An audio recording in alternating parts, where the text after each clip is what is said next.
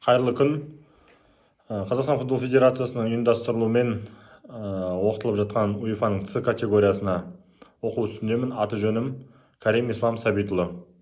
Бірінші, екінші модульге кішігірім анализ жасасам, жалпылама өзімнің сөзіммен, өзімнің түсінігіммен осы алған білімдерге бір кішігірім ойым. Бірінші модульде жалпы өзім футболды үстіртін футболды түсінемін, бірақ жалпылама бұл С категориясының ерекшеліктерін бірден біліп келген жоқпын.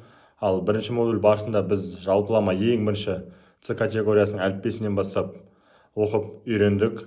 Бұл дегеніміз ең бірінші тренировканың құрылымы, план конспект секілді дүниеге баса назар аудару, яғни дайындық, ауадан әкеліп бір дүниелерді әкелмеу, тренировка барысындағы жүйелік, последовательность, және де 6-12 жастағы балалардың ерекшелігі туралы түсінік пайда болды.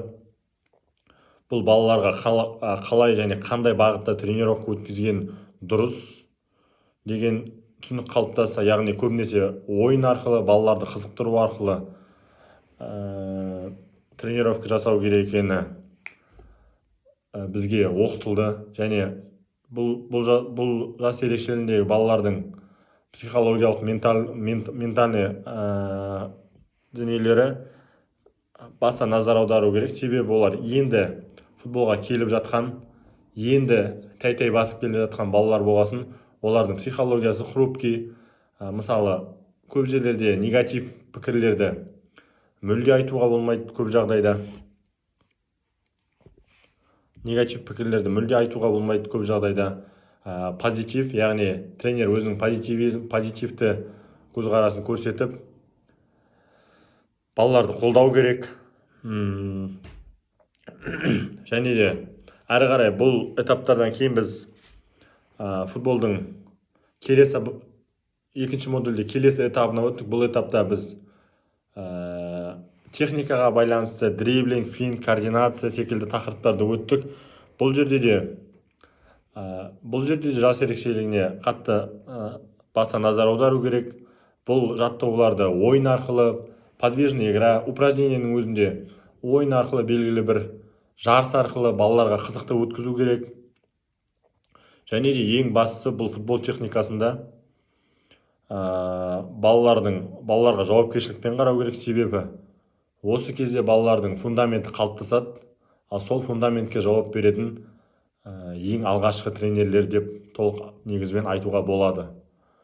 Қалай қағасың қазықты, солай бала әрі қарай алып кетеді. Сол себепті осы курс барысында әрбір детальдарға мән беруді үйрендік. Стоп-кадр, яғни тоқтатып демонстрация жасау керек.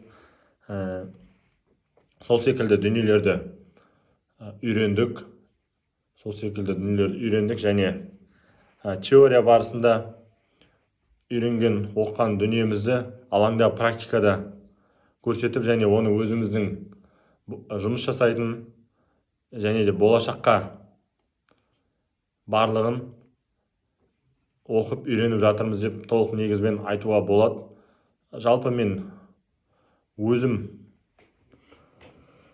солай ойлаймын. Әрі қарай жалғастырсам, балаларға футболдан тыс дүниелерді үйрету, мысалы қауіпсіздік шараларын түсіндіру. Себебі бала деген, бұл жастағы балалар әр дүниеге қызығушылығы көп болады. Мысалы бірдеңені түрткісі келеді, ойнағысы келеді. Сол секілді дүниелерге назар аудару керек. Бұл әр түрлі тақырыптағы дүниелер техника безопасности тақырыбында қозғалған. Оны да біз балаларға толық жете түсіндірдік.